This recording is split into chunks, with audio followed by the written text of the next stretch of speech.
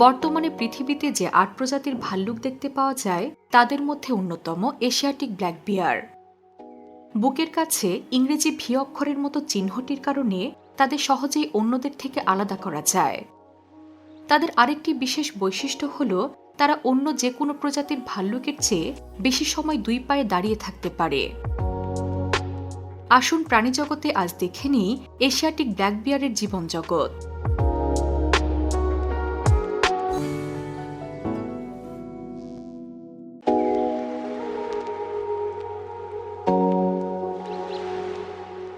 চীন, Japan, Korea সহ এশিয়ার বেশ কয়েকটি দেশের পাহাড়ি ও ঘন বনাঞ্চলে দেখতে পাওয়া যায় এই প্রজাতির ভাল্লুককে। শস্য ও মধুর খোঁজে নিচু ফসলি জমি ও লোকালয়ের আশেপাশেও আসতে দেখা যায় তাদের। একসময় এশিয়ার বিস্তীর্ণ অঞ্চল জুড়ে তাদের বসতি থাকলেও বনাঞ্চল কমে যাওয়া এবং মানুষের শিকারে পরিণত হওয়ার কারণে ক্রমেই কমছে এই প্রজাতির ভাল্লুকের সংখ্যা।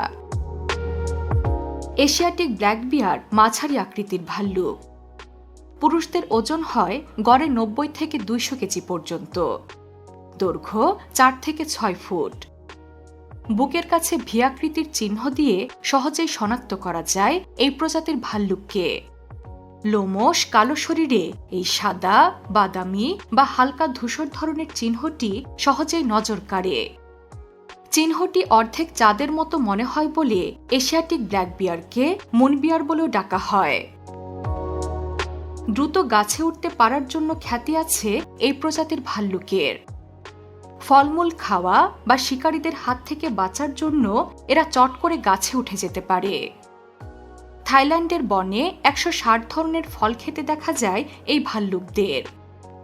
ফল খেয়ে বীজ ছড়িয়ে দেওয়ার মাধ্যমে এরা বনের জীববৈচিত্র্য রক্ষাতেও বড় ভূমিকা রাখে।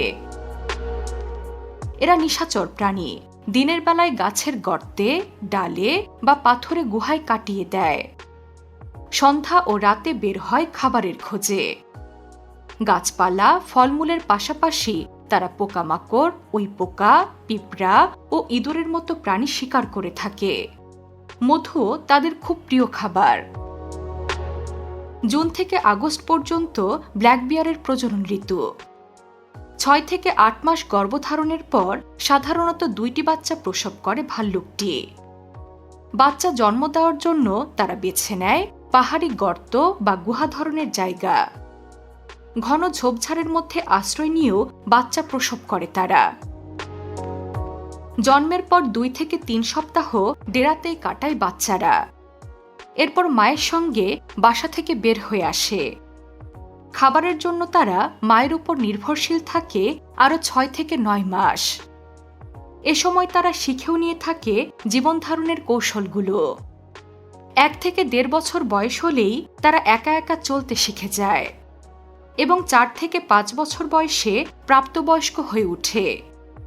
প্রাকৃতিক পরিবেশে এশিয়াটিক ব্ল্যাক বিয়ার ২৫ থেকে ৩০ বছর পর্যন্ত বাঁচতে পারে। এশিয়াটিক ব্ল্যাক বিয়ার সাধারণত একা একাই জীবন কাটায়।